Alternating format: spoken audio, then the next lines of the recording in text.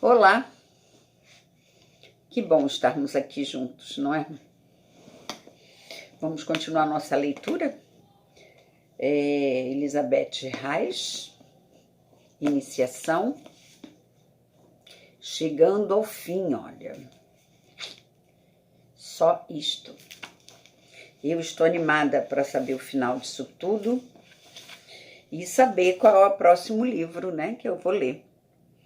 Eu tinha dito há um tempo atrás, levantei alguns nomes, alguns títulos. Outro dia eu encontrei também a biografia do Paulo Coelho, tem a biografia do casal dos filósofos Jean-Paul Sartre e Simone de Beauvoir, tem a autobiografia de um Jung. Ai, tem tanta coisa. Então, vamos ler o que agora? Vamos ver. Vamos sair desse aqui, porque esse aqui estava muito emocionante. Então, no 40 que eu li, deixa eu ver aqui como é que a gente falou. Ela estava contando do seu pós, né, período iniciático. Ela estava falando sobre o futuro, que ela gostaria de saber, né, o futuro, de ver o futuro dela e não estava conseguindo ver o futuro dela. E falando sobre... Deixa eu ver aqui. Sobre como as pessoas, né, nós seres humanos, reagimos a tantas influências externas. Teve um trecho aqui que ela falou isso, eu me encontrei muito nesse trecho, né, quando ela disse que, eu não estou encontrando aqui onde é que ele está, mas ela comentou até que o medo faz muito isso, né? O medo faz com que a gente diga que não gosta de uma pessoa sem ao menos tê-la conhecido. O medo faz com que a gente, às vezes, dê um fora em alguém sem ao menos ter uma justificativa plausível, né?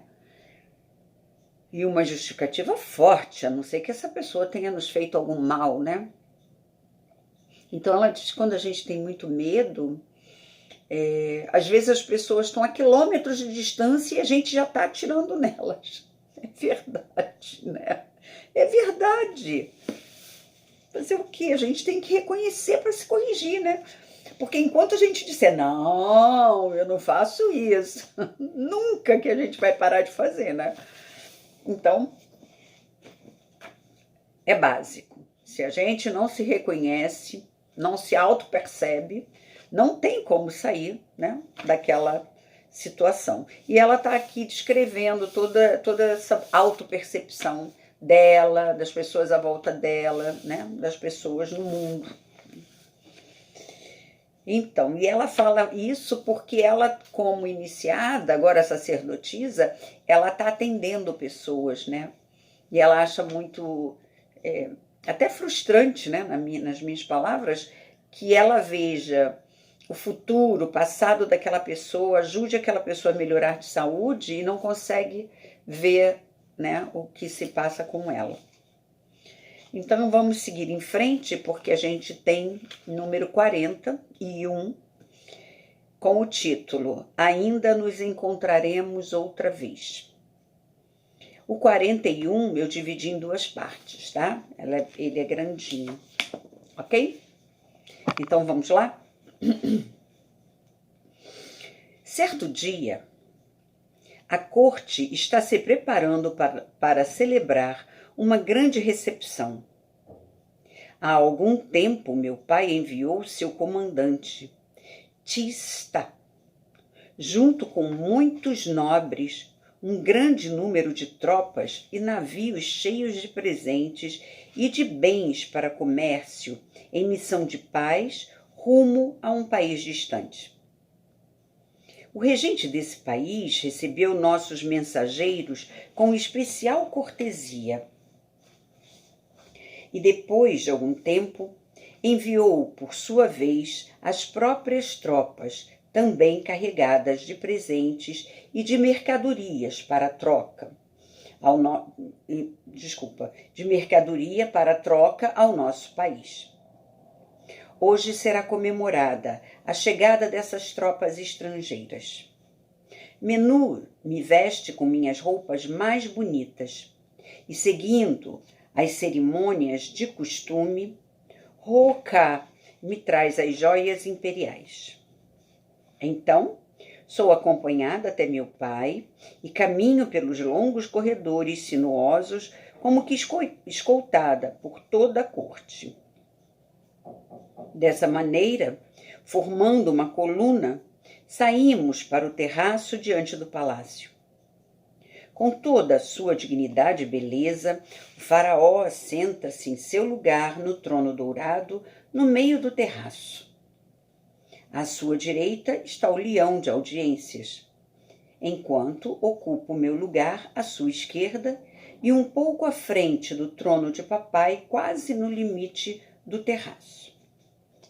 As pessoas da nobreza acomodam-se em seus lugares à nossa direita e à nossa esquerda, segundo seu grau de hierarquia. Em seguida, inicia-se a grande recepção. As tropas do poder estrangeiro marcham em festiva procissão. O líder e seu séquito adiantam-se, parando diante de nós, e se inclinam, de braços estendidos. Então, o líder pronuncia um belo discurso em nossa língua para dizer como se sente honrado por seu regente estar disposto a entabular uma aliança a longo prazo conosco. Ao fim do discurso, ele chama seus carregadores para nos entregarem os presentes. Observa a cena que muda constantemente de cima e olha os homens que fazem parte do séquito do líder. Todos têm uma bela constituição física, vestem trajes cerimoniais e uniformes militares. Os estrangeiros são grandes, fortes, de ombros largos e musculosos. Em nosso país, apenas os descendentes dos filhos dos homens são tão fortes e altos como esses soldados estrangeiros, mas muito mais esguios, flexíveis e elásticos. Ptahhotep, papai, e alguns dos descendentes dos filhos de Deus, como Ima, Mentuptah, Imhotep e certas sacerdotisas, têm o corpo belo e poderoso, mas eles são majestosos, dignos e repletos de espiritualidade. Menos robustos, eles não se parecem tanto com esplêndidos animais. Nunca em minha vida anterior vi pessoas como esses estrangeiros. Não gosto nem um pouco deles. Em nosso país, estou acostumada a ver feições finamente esculpidas que refletem espiritualidade, sobretudo entre os descendentes dos filhos de Deus, e até mesmo no meio dos da raça híbrida. No entanto, esses estrangeiros têm feições irregulares que os tornam semelhantes a animais, em especial suas orelhas. As nossas são pequenas, estreitas e primorosamente formadas, com o lobo separado do lado do pescoço. Esses estrangeiros têm orelhas grandes e largas, os lobos grudados ao pescoço como os de macacos. E o que nos surpreende a todos é o estranho cabelo ruivo. A face, as mãos e os pés deles estão cobertos de pelos abundantes que brilham como fios dourados à luz do sol. Eles são autoconfiantes e, quando falam ou riem, revelam uma série de dentes bonitos, brancos e fortes, além de brilhantes. Mas essa característica também me faz pensar em animais. Eles exalam grande força. Mas não se trata de força espiritual, não. Não gosto da sua aparência. Posso perceber que nossos convidados estrangeiros nos acham tão estranhos como pensamos que eles são. Também não gostaram de nós. Vejo que seus olhos ainda não foram abertos ao espírito. São incapazes de apreciar ou mesmo de perceber quaisquer formas finas, delicadas ou espiritualizadas. Eles veem as pessoas do nosso país como gente menor que eles. Lendo seus pensamentos, vejo que nos desprezam por isso. Estou acostumada a ver o fogo da admiração brilhar nos olhares dos homens quando olham para mim. Esses estranhos admiram minhas roupas e minhas joias sem notar que sou bonita. Posso ver que estão curiosos a meu respeito, pois sou a rainha deste país. Em todas as oportunidades me observam, mas nem notaram que sou bonita. Sim, sei que herdei a baixa estatura da minha mãe, mas a beleza de uma mulher não depende do seu tamanho. No entanto, esses homens, esses guerreiros esquisitos de um país longínquo, pensam que uma mulher tem que ser grande e carnuda para ser bela. Fico me observando como sempre faço. Acaso sentimentos de vaidade despertaram dentro de mim? Não se trata de nada disso. Estou apenas desagradada, porque eles são tão ignorantes, imaturos e cruéis quanto as pessoas mais inferiores da classe dos filhos dos homens do nosso país. A todas essas pessoas falta cultura e polimento, inclusive aos seus líderes e às pessoas da nobreza que os acompanham. Um deles está de pé na frente do terraço, bem diante de mim. Deve ser um oficial de destaque, porque ficou bem na frente, em íntimo contato com o líder. Agora, ele está no meio de um grupo de soldados e me olha sem parar. Os cantos de sua boca revelam uma atitude desrespeitosa. Sua maneira de agir, de fato, não corresponde à de uma pessoa de nível. Como um homem pode encarar uma mulher de forma tão impertinente? Em toda a nossa corte, o único impertinente é Roca, que é tão ousado como esse sujeito. E nem mesmo ele pode ocultar sua admiração pela minha beleza. No entanto, esse estrangeiro está apenas me olhando com insolência, mas sem a mínima admiração. Seja como for, luto contra todos os sentimentos de vaidade dentro de mim. Tenho cuidado e me controlo durante todos os momentos. Volto a observar as cerimônias, fascinada pelos jogos militares que esses soldados estão praticando. Devo admitir que têm uma força física desconhecida em nosso país. Sua raça é uma mescla de um meio-sangue filho de Deus que manifestou as características do alto poder do Pai em seu sangue, em vez de demonstrá-las no espírito, e dessa forma tornou-se gigante.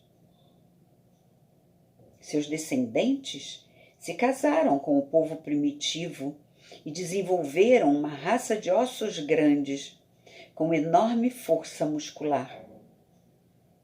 Não são tão ágeis e rápidos como os nossos guerreiros, mas podem realizar feitos de força que estão além da habilidade dos nossos soldados. Durante esses jogos militares, olho uma única vez para o estrangeiro insolente diante de mim. Ele continua a me olhar incansável. Na verdade, seria uma tarefa realmente inspiradora guiar tão inculto estranho ruivo aos mistérios do espírito. Ajudá-lo a subir degrau por degrau, até abrir os olhos espirituais. Capacitá-lo a ver a beleza espiritual de uma mulher, em vez de somente enxergar sua aparência física. Por alguns dias, fico tão preocupada em atender nossos hóspedes estrangeiros que não tenho tempo de ir ao templo. Festas e solenidades se sucedem sem intervalos. Exibições, excursões e banquetes. E todos esses eventos exigem a minha presença. Fico sentada ao lado do meu pai e represento o papel de anfitriã. Menu sente-se em seu elemento. Menu sente-se em seu elemento. Ela veste em mim roupas cada vez mais esplendorosas. Bogar, contudo, está amargurado e triste por eu não ter tempo de me dedicar a ele. Rocá vem com frequência, trazendo os guardadores da arca de joias consigo. Ele me mostra as novas criações dos ourives da corte. Submeto-me a tudo isso, pois faz parte do meu dever. Não obstante, vejo a minha imagem refletida no espelho de prata com certa curiosidade, imaginando qual seria a opinião dos estrangeiros sobre minha nova roupa e minhas novas joias. Principalmente quando papai e eu, e também toda a corte, vestimos roupas à moda dos estrangeiros, a fim de demonstrar-lhes nosso apreço. Tenho de rir. Como meu pai fica estranho nesses trajes esquisitos. E eu? Acaso o hóspede de papai, o homem de cabelos ruivos, não me achará bela, nem mesmo nessas roupas? Pois agora eu já o conheço. Papai me apresentou ao comandante e também a todos os oficiais de categoria, portanto, a ele também. Desde então, tenho estado todos os dias na companhia desse emissário estrangeiro. Quando o imperador do país distante resolveu fazer a expedição ao nosso país, escolheu apenas os homens que aprenderam a dominar o nosso idioma no menor espaço de tempo possível. Dessa maneira, podemos nos entreter muito bem com nossos convidados. Apenas quando estou diante desse hóspede estrangeiro, aquele que ficou me encarando no dia da recepção, sinto-me perturbada e meu coração começa a bater mais acelerado, pois ele tem a mesma voz da figura que apareceu envolta em neblina nos meus sonhos iniciatórios. Que coisa estranha! Os estrangeiros são pessoas diferentes. Não têm cultura nem instrução. Mas não são nada bobos. Estão intimamente ligados à natureza. E sem conhecer as leis interiores criativas que lhes permitiriam ver a essência das coisas de forma compreensível, sabem bastante sobre elas através de experiências diretas e existenciais. É magnífico observar que a mesma verdade que enxergamos em nosso espírito devido à contemplação interior existe como crença no consciente desses estrangeiros, embora como superstição. Quando eles não conhecem a causa nem a fonte de uma força, imaginam que ela provém de um ser invisível.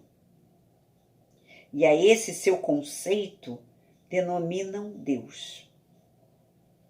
E eles se apegam, inflexíveis às suas convicções, aos seus contos de fadas imaginários e aos seus deuses. Sempre querem ter razão. Quando queremos explicar-lhes a verdade e os fatos, eles sacodem a cabeça e riem constrangidos. Naturalmente, não devo mencionar nada sobre os segredos do templo. No entanto, eu gostaria de explicar aos forasteiros sobre a força que causa os raios e os trovões durante uma tempestade. Não devia mencionar que os sumos pontífices causam as chuvas e os raios dentro da pirâmide por intermédio da Arca da Aliança, pois de outra forma nunca choveria e esta parte da terra seria um deserto. Mas tento explicar-lhe que o raio é causado pelo encontro de duas forças opostas e que ele mesmo poderia causar esse fenômeno se batesse duas pedras uma contra a outra com força. Aí, o ruivo riu constrangido e disse que o raio era o dardo do deus principal e que ele sabia muito bem que em certas pedras habitavam pequenos demônios. Quando se perturbavam, esses demoninhos, eles ficavam zangados e emitiam pequenos raios. Mas ele não quis ouvir a verdadeira explicação desse fenômeno. A bem da verdade, é indiferente chamarmos o raio de dardo do deus principal ou de encontro de forças positivas e negativas. No entanto, se essas pessoas continuarem apegadas às suas ideias sobre deuses inexistentes, não aprenderão a dominar as forças da natureza e continuarão escravas de suas superstições. Já consegui chegar ao ponto de interessar o estrangeiro em minhas explicações, muito embora ele não acredite nelas. Disse que gostaria que eu lhe desse aulas. Portanto, garantiu que apareceria no templo todos os dias para que eu o iniciasse no grau inferior do conhecimento. Depois do pôr do sol, Menu me ajuda a vestir o traje de sacerdotisa e, bem velada, vou ao templo acompanhada por ela. Um neófito já introduziu o estrangeiro em minha pequena cela no templo, onde este está à minha espera. Lá está ele. Encostado ao canto da parede, ele fica me observando com seu sorriso de superioridade. Sempre me irrito com esse sorriso. Como se atreve a me olhar assim?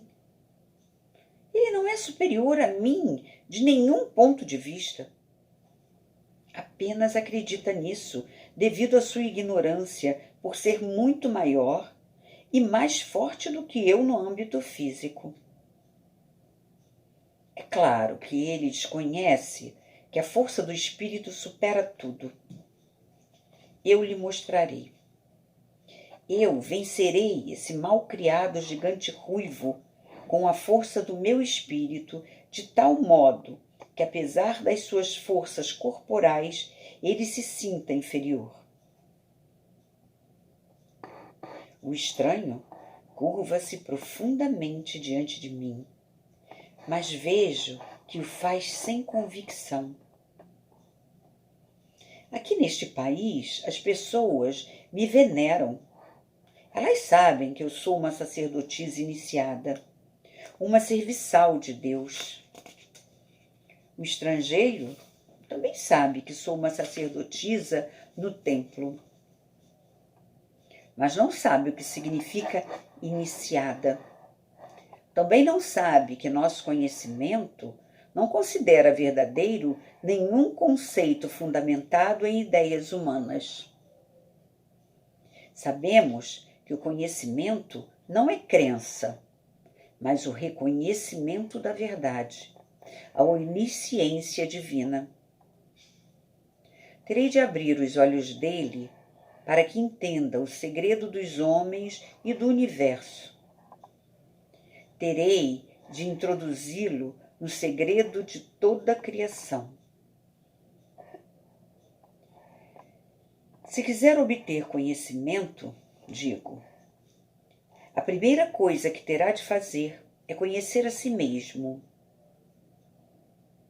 É preciso que saiba o que você mesmo é. Quando se conhecer bem, descobrirá que todas as verdades estão ocultas no seu próprio ser. Em consequência disso, aprenderá simultaneamente o autoconhecimento e todos os segredos do mundo. Portanto, solucione em primeiro lugar o grande segredo, o grande enigma da nossa esfinge, o próprio homem. Você terá de saber quem é. O estrangeiro primeiro me olha com atenção. Em seguida, ele começa a sorrir. Devo saber o que sou? Pergunta. Mas isso eu já sei há muito tempo. Como tal coisa seria um grande segredo? Parece-me, no entanto, ó rainha, que você não sabe quem sou. Portanto, vou lhe dizer. Sou um homem. E ficou rindo alto e alegre, mostrando todos os dentes brancos. Mas ele é como uma criança grande. Ri de forma tão contagiosa que também preciso rir. Sei muito bem que é um homem, respondo. Mas não posso terminar a frase porque o gigante ruivo me corta a palavra sem a mínima educação. Ó rainha, ao que parece, você não só não sabe que sou um homem, como também não sabe absolutamente nada sobre o que é ser um homem. Não sou sacerdote, nem leio os pensamentos das pessoas da maneira como você pode fazer. Mas como conheço as mulheres e posso ver algo que você mesma não vê e não sabe, ou então esqueceu, e é isso que você é. Você não sabe que é uma mulher. Como pensa que pode me ensinar os segredos interiores de um homem e do universo, se não sabe nem mesmo esse simples fato que todos podem ver? Sei muito bem que sou uma mulher, respondo com dignidade. O estranho ri insolente, mas continua imperturbável. A forma exterior é apenas o manto do ser interior. Quando se conhece o ser interior e quando se é o ser interior, usamos a forma aparente apenas como instrumento. Não nos identificamos com ela. O corpo é apenas a roupa do eu. Você também usa roupas e ainda assim você não é a roupa.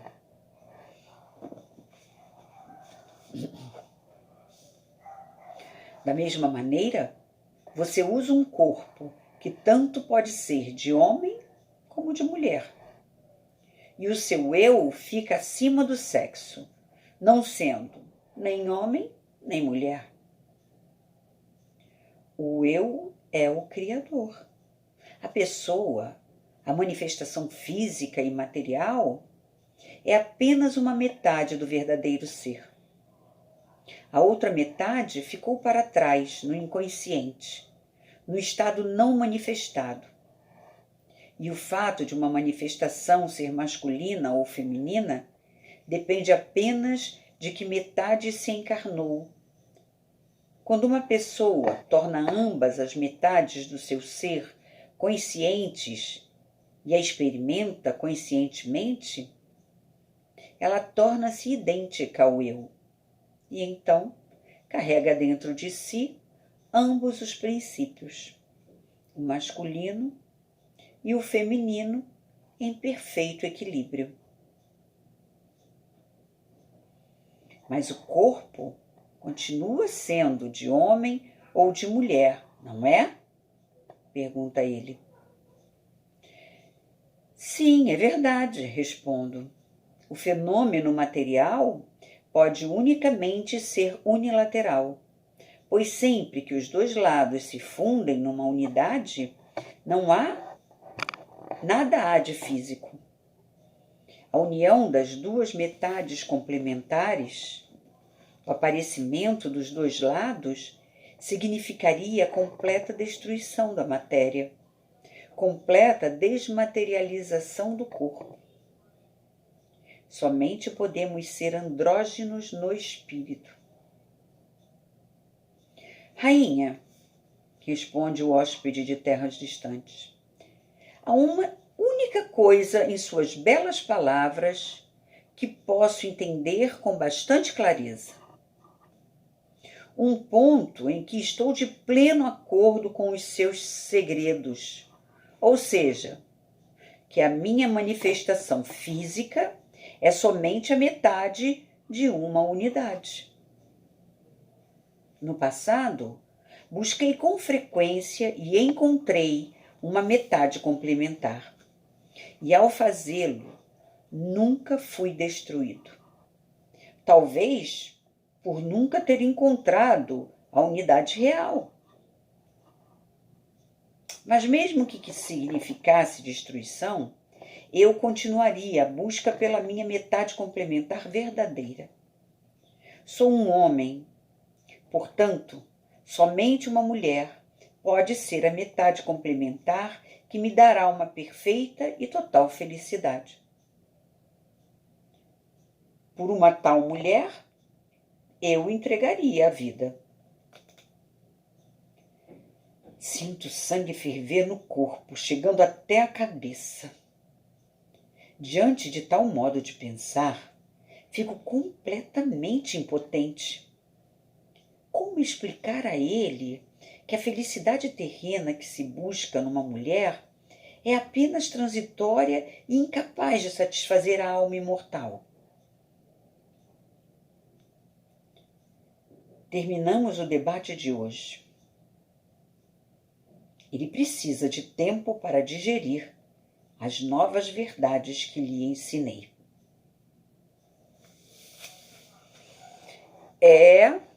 Aqui ficamos, tá bom? Vimos aqui, nesse meio capítulo, que parece que ela encontrou aquela voz, hein? Daquela tentação lá no início da iniciação dela. O que será que vai acontecer com esta mocinha? Né? Eu fico imaginando. Não querendo dar spoiler, por favor, mas eu não resisto. Eu fico pensando, se ela não se tornou um ser espiritual e estava no século XX, significa que ela levou aquele tombaço, aquele que lá atrás o Ptahotep estava falando. Vamos ver, né? Ok, gente. Fiquem bem, fiquem com Deus. É um prazer estar aqui.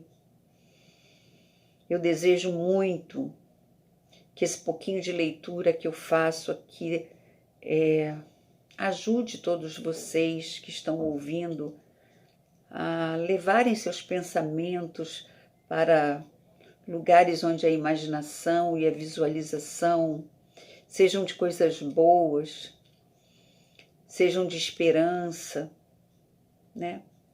E já repetindo aqui o que essa menina disse, o Ptah-hotep também, aquilo que a gente imagina, aquilo que a gente pensa, aquilo que a gente visualiza é o que acontece, é o real.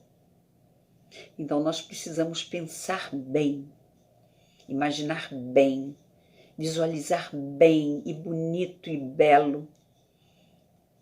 A beleza do universo é fenomenal. A beleza da nossa força é fenomenal.